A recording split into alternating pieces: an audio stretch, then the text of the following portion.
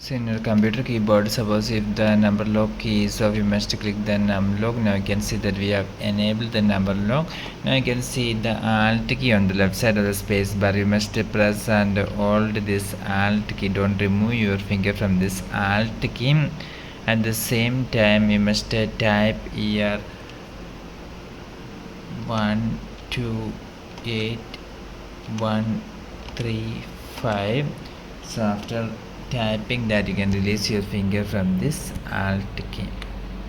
So you can see that we have created this symbol in our computer so you can try this after opening Microsoft Word in your Windows computer. So you can see we have created a symbol, that is person getting haircut, using this keyboard shortcut alt 128135. So we have created this symbol.